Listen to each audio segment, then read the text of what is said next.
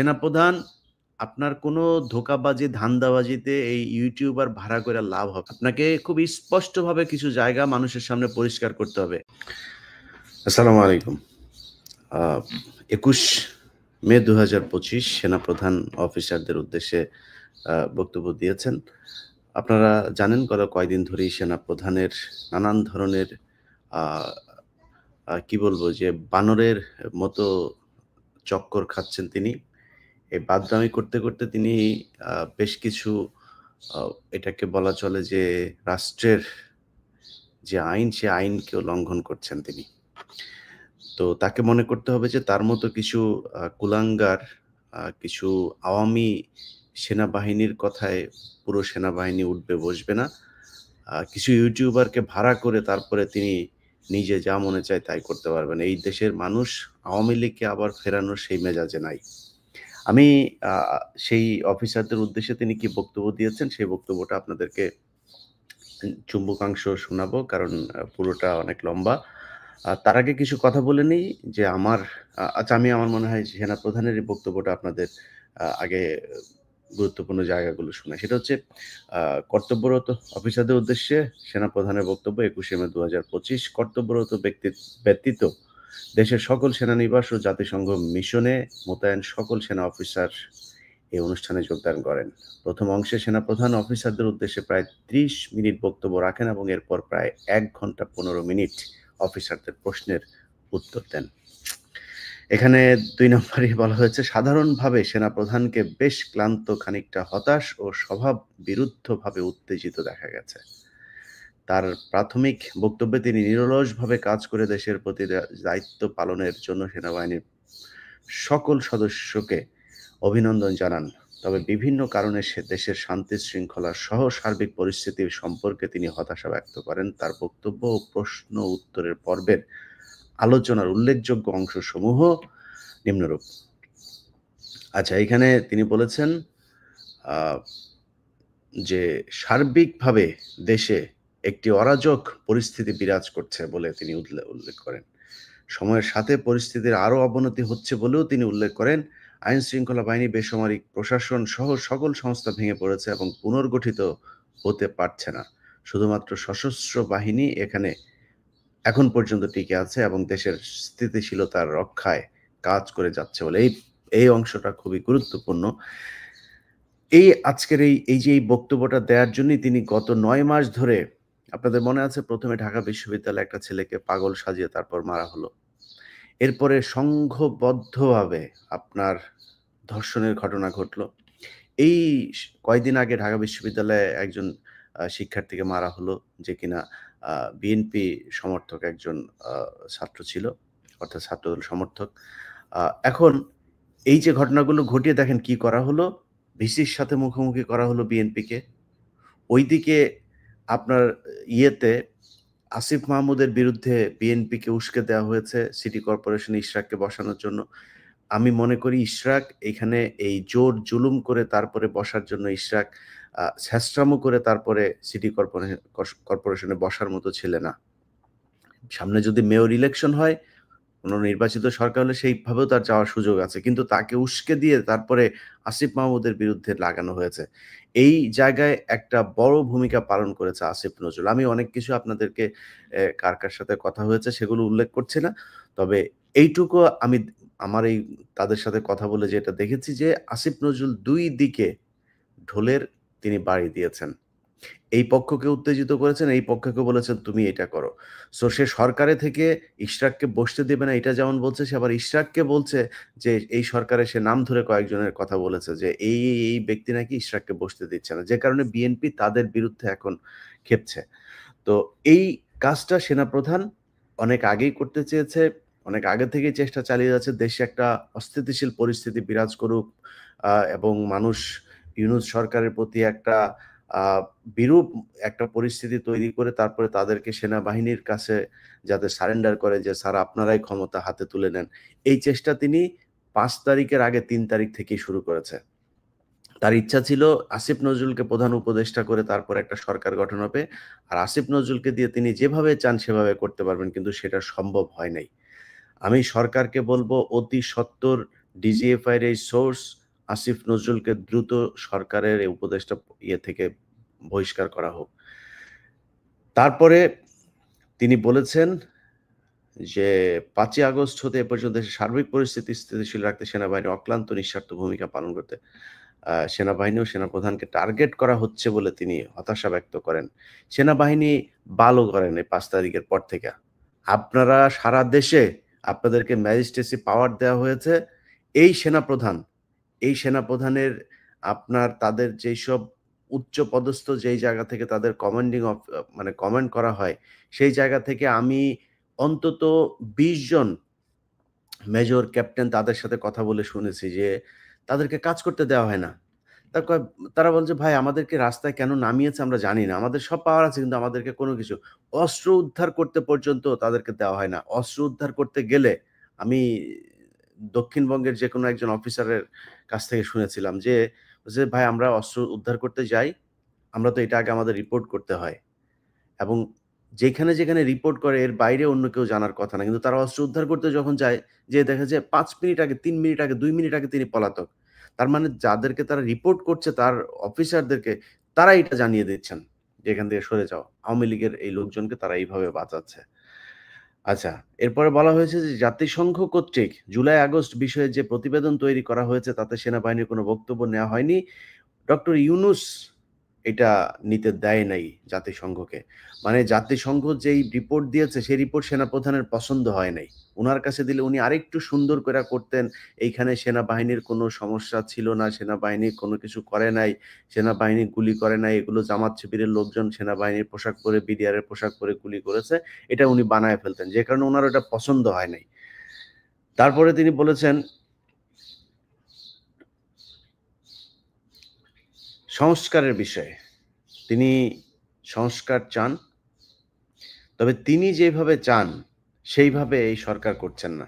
তো তিনি কিভাবে চান সেটা আপনারা এই কয়দিন আগে একটা বক্তব্যে শুনেছেন যে, যেদিন আওয়ামী লীগ নিষিদ্ধের জন্য এই আন্দোলন হচ্ছিল শাহবাগে, যমুনার সামনে, সেদিন সেনাপ্রধান সশরীরে বঙ্গভবনে গিয়ে তারপরে বলে এসেছে যে আওয়ামী লীগকে নিষিদ্ধ করা যাবে না। ওয়াকারকে এটার জবাব দিতে হবে যে ওয়াকার আওয়ামী লীগকে নিষিদ্ধ না করার জন্য তার এত ইন্টারেস্ট কেন? এটা তাকে করতে হবে।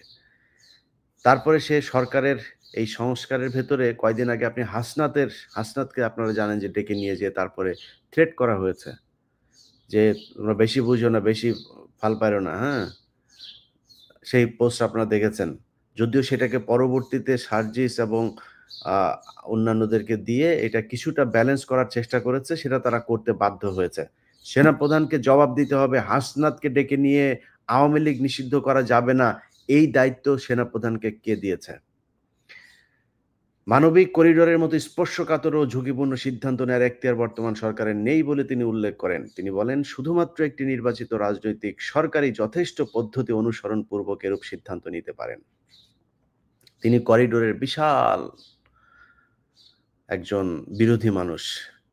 সেনাপ্রধান, তোমার আম্মা শেখ হাসিনা এই পুরো বাংলাদেশটাই ইন্ডিয়ার করিডোর বানিয়ে রেখেছিল। এর আলাদা কোনো অস্তিত্ব পৃথিবীর বুকে ছিল না। এর পুরো সার্বভৌমত্ব, স্বাধীনতা দখল করেছিল ভারত। তুমি কই ছিলাও? যেই জুলাই আগস্টে ছাত্রদের উপরে নির্যাতন করা হয়েছে, যে দেশের মানুষের উপর গুলি করে, সেখানে অসংখ্য ভারতীয় লোকজন এসে তারপরে ট্রেনে করে বর্ডার পার হয়ে এসে কিলিং মিশনে অংশ নিয়ে তারা সুন্দরভাবে বাংলাদেশ পার হয়ে গিয়েছে। তুমি কোথায় ছিলা? তোমার ক্যান্টনমেন্টে বসে তারপরে আসিফ নজরুল্লাহ, তোমার অফিসাররা বসে এই ভারতীয় সেনাবাহিনীর গোয়েন্দা সংস্থার লোকজনের সাথে বৈঠক করেছে। কোথায় ছিলা তুমি তখন? তোমার এত সার্বভৌমত্বের প্রতি হইছে, তোমাকে ইউনূস না করছে নাকি পার্বত্য চট্টগ্রামে যায়া জেএসএস, ইউপিডিএফ এর সন্ত্রাসীদেরকে করতে? তুমি এখন প্রতি সপ্তাহে তোমার সেনাবাহিনীরে পোলাও খাইতে দাও। তুমি তোমার সেনাবাহিনীরে কনস্ট্রাকশন ব্যবসা ধরায় দিছো। তুমি এখন আসছো করিডোর। করিডোর নিয়ে আমরা কথা বলবো। এই দেশে যদি ডক্টর ইউনূস না, আমি আমেরিকায় বসে আছি। যদি আমেরিকাও যদি আমার দেশের জন্য আমারে যদি ফাঁসিও দেয়, যদি আমার দেশ দখল করতে যায়, আমরা কথা বলবো। আমরা এখনো বেঁচে আছি তো। তোমার মতো ২ নাম্বার টোকাই মার্কা দেশপ্রেমিক আমরা না তো। তুমি সারা বছর হাসিনার খায়া এই দেশের পুরো সার্বভৌমত্ব ভারতের হাতে দিয়া তুমি এখন করিডোর মারাইতে আসছো না? বাংলাদেশের বিমানবন্দর প্রতি বছর লোকসান, হাজার হাজার কোটি টাকা তাদেরকে দিতে হয়। তো তোমার আমি কেন দিব? বিদেশি কোম্পানি, আমি কোনো দেশ যদি নাকি আমি যদি টেন্ডার দেই, সেখানে বিদেশি বিভিন্ন কোম্পানি আসবে। সেই টেন্ডারে যারা পাবে তারা নেবে। আমার বন্দর ব্যবস্থাপনায় সমস্যা। এটা যদি এই সমস্যা যদি এই জট যদি না হয়, এটার জন্য আমার বিদেশি কোনো কোম্পানি যদি নাকি করা হয়, করবে, সমস্যা কি? আপনি যদি বাংলাদেশ বিমানটা যদি এখন এমিরেটস এর কাছে যদি দিয়ে দেন, আর ভাই এমিরেটস এই দেশে যা এই বিমানবন্দরের যে পরিস্থিতি করবে, প্রতিটা মানুষ এটার সুফল ভোগ করবে। এখন কোনো দেশ, কোনো কোম্পানি, মানে দেশ মানে কোনো দেশ এসে আমার এটা দখল করে করবে, এটার আমি বিরোধিতা করব। জীবন দিয়া দিব এটার জন্য। কিন্তু আমার কোনো কোম্পানি, কোনো দেশের বিদেশি কোম্পানি এসে যদি এটার হ্যান্ডেলিং এর কাজ নেয়, এটার রক্ষণাবেক্ষণের কাজ নেয়, সমস্যা নাই তো। তুমি তো এতদিন ইন্ডিয়ারে যে সুযোগ সুবিধা দিয়ে রাখছিলা, ইন্ডিয়ান একটা জাহাজ যদি আসে তাইলে তাকে আগে খালাস করতে হবে। সে পরে আসলেও তার আগে দিতে হবে। তুমি তখন তো এটার বিরোধিতা করো নাই। তুমি পাহাড়েই করো না কেন? তোমার খাওয়ার জন্য নাকি এই ডিএইচএস আর এই ঢাকা শহরের অর্ধেক দখল করে তোমার খাওয়ার জন্য সেনাবাহিনী রাখছি নাকি আমরা? তুমি পাহাড়ে যাও, পাহাড়ে যা পাহাড় আগে দখলমুক্ত করো। এরপরে তুমি করিডোরের বিরুদ্ধে কথা বলতে আইসো। ডক্টর ইউনূস আর সেনাপ্রধান কিংবা যে যাই বলুক, আমরা করিডোর বা কোনো বিদেশি কোনো সংস্থার কাছে কোনো কিছু দিতে হলে আমরা একজন মানুষকে বিশ্বাস করি। সেটা হচ্ছে বেগম খালেদা জিয়া। বেগম খালেদা জিয়ার মতামত নিয়া যদি মনে করে যে না এটা ঠিক আছে, যেহেতু এটা নিয়ে একটা তৈরি হয়েছে। আমি নিজেও করিডোর সম্পর্কে কিছুই জানি না যে ইউনূস আসলে কোন শর্তে কাকে দিতে চাচ্ছে। ইউনূস যদি কোনো দেশের কোনো বিদেশি শক্তির হয়ে যদি কাজ করতে চায়, আরে ভাই রাতারাতি ইউনূসের বিরুদ্ধে দাঁড়াবো আমরা। যেহেতু এটা নিয়ে একটা বিতর্ক তৈরি হয়েছে, আমি মনে করি এর মধ্যস্থকারী হিসাবে খালেদা জিয়াকে রাখা যাইতে পারে এবং বেগম খালেদা জিয়া যেটা বলবে সেটাই হবে। একজন বিশ্বস্ত দেশপ্রেমিক, তিনি কোনোদিন এই দেশের বিরুদ্ধে যায় এমন কোনো কিছু করবে না। সো খালেদা জিয়াকে আনেন, এনে আপনারা বসেন, বসে এটা কি করবেন সেটার সিদ্ধান্ত নেন। ওয়াকার এটার জন্য কষ্ট পাচ্ছে এই সেই, সে লিখেছে ওইখানে যে there will be no corridor. এখানে সে এটার মানে কোট আনকোট একটা দিয়েছে। এই লেখাটার ভিতরে তিনি স্পষ্টভাবে বলেন, এটা লেখার আগে বলেছেন। যাই হোক, ওয়াকারের কাছে আমাদের দেশপ্রেম, উনি ইন্ডিয়ান মাল, ইন্ডিয়া যাও, তোমার আম্মু ইন্ডিয়া গিয়েছে, ইন্ডিয়াতে যাও। আচ্ছা, এরপরেই বলেছে একইভাবে চট্টগ্রাম বন্দরের বিষয়ে কোনো সিদ্ধান্ত নেওয়ার এখতিয়ার এই সরকারের নেই। একের পর এক গার্মেন্টস ফ্যাক্টরি বন্ধ হয়ে যাচ্ছে উল্লেখ করে তিনি বলেন এই বিষয়টি সরকারের কোনো ভ্রুক্ষেপ নেই। তুই কি পাল ফালাস? তোর ডিজিএফআই সারাদিন আকাম করে এই গার্মেন্টসের পোলাপানের কাছে যায় কাটি মারে এদেরকে করার জন্য। ওই বিভিন্ন কারখানাগুলো নষ্ট হয়ে যাওয়ার পেছনে তোর লোক দায়ী। তুই করছিস। ওই যে গাজীপুর এলাকায় এক ডিজিএফআই একটারে দিয়ে রাখছে। ব্রিগেডিয়ার জেনারেল একজন।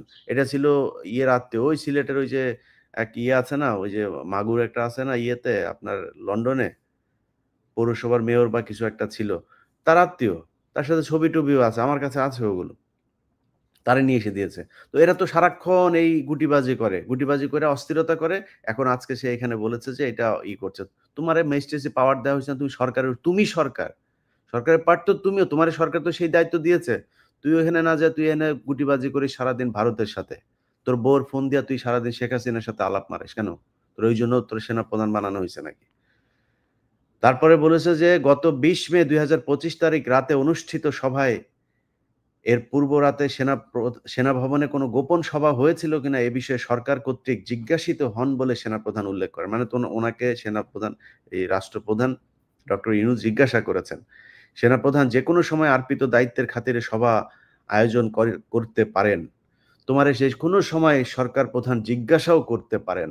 তোমার এই আইন জানা উচিত।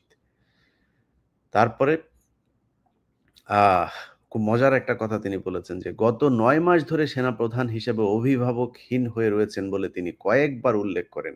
এ বিষয়ে তিনি বলেন যে তিনি একটি চাতক পাখির মতো একটি নির্বাচিত রাজনৈতিক সরকারের জন্য রাজনৈতিক নেতাদের দিকে তাকিয়ে আছেন। একটি নির্বাচিত সরকার সেনাবাহিনীর জন্য অভিভাবক হিসেবে দায়িত্ব পালন করবে। বাটপার, তোর সময়ে ২০২৪ সালে নির্বাচন হয়েছে না? চাতক পাখির মতো এই পলিটিক্যাল দলের দিকে তাকায় ছিলি? তুই তো তাকায় ছিলি তোর আম্মার দিকে। তখন তুই খালেদা জিয়ার বাসায় যে তুই দৌড়ায় গেলি, বাটপাড়ির রাজনীতি মারাও। তোমার এই রাজনীতি আমরা বুঝি না। তুমি খালেদা জিয়ার বাসায় গিয়া খালেদা জিয়ার সাথে এখন প্রীতি কর। তোর তো প্রীতি না করে উপায় নাই। তুই এই জন্য খালেদা জিয়ার বাসায় গেছিস। 24 আগে কেন গেলি না? 24 আগে যায়া খালেদা জিয়ারে কেন করলি না যে, "আপা, ম্যাডাম আপনাকে লাগবে আমাদের।" তারেক রহমানের ফোন করছিলি? বিএনপির কোন নেতারে ফোন করছিলি? তোর মা যা বলেছে তুই সেভাবে ২০২৪ সালে নির্বাচন করে দিয়েছিস। এই দেশের মানুষ তোদের দিকে চাতক পাখির মতো তাকায় ছিল। তোরা কিছু করছিস এই দেশের মানুষের জন্য? তুই তো সেই বাটপার যে কিনা সেনাবাহিনীকে বলেছিলি যে সেনাবাহিনীর এই ইয়ের কি বলে অস্ত্র দিয়েছে সরকার, সরকারকে রক্ষা করতে হবে। এই কথা বলছিলি না তুই? তোর এই রেকর্ড-টেকর্ড আমরা পাওয়ার চেষ্টা করতেছি। পাবো কিনা জানি না। পেয়ে যাইতেও পারি। তুই যে ৩ তারিখ, ২ তারিখ কি আদেশ দিয়েছিলি এইসব আমরা জানবো। তুই যখন কিনা এই ব্ল্যাক আউট করে পোলাপানরে যে হত্যা করা হইলো, তুই কই ছিলি তখন? তোর তখন উদ্বিগ্ন হইস নাই তুই এতগুলি মানুষরে যে মারলো? তুই আর তোর বিডিআর এর লোকজনরে দিয়া তুই করছিস, গুলি করাইছিস মানুষকে। তোর সেনাবাহিনীর লোক দিয়া গুলি করায় ৫ তারিখ সকালেও তুই গুলি করাইছিস। তুই তো সেই বাটপার।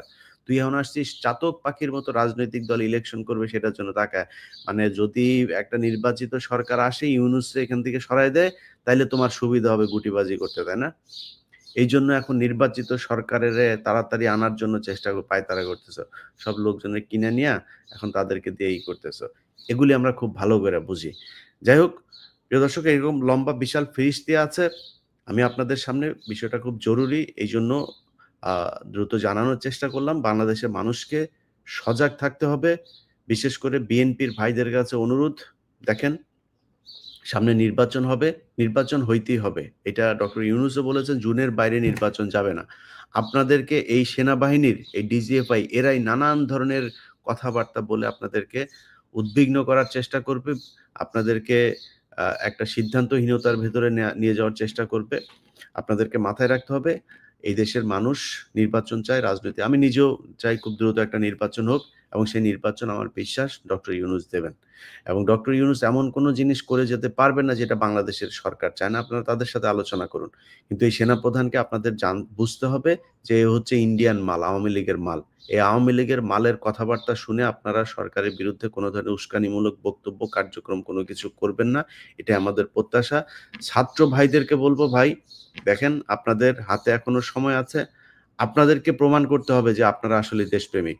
এই আসিফ নজরুল থেকে সরায় আপনারা যদি ৬ মাস সময়ও পান, এই ৬ মাসে দেখায় যেতে হবে যে না, বাংলাদেশে আসলেই একটা ভালো কিছু আপনারা করে গিয়েছে। সেটার জন্য আসিফ নজরুলকে এখান থেকে সরাইতে হবে। আর অন্যান্য যারা আছেন যেসব আ ইউটিউবাররা ভাড়াটে হিসাবে খাটছেন, আপনাদেরকে আমরা খুব ভালো করে জানি। ওয়াকারের পক্ষে কথা বলেন আপনারা কিসের জন্য? আপনারা তো সেই মাল যে কিনা মাল খাওয়ার জন্য তারপরে আপনারা বিভিন্ন কোম্পানির কাছ থেকে টাকা পয়সা নেন। আপনাদের মতো মালেরা এসে এখন আমাদেরকে দেশপ্রেম শেখান।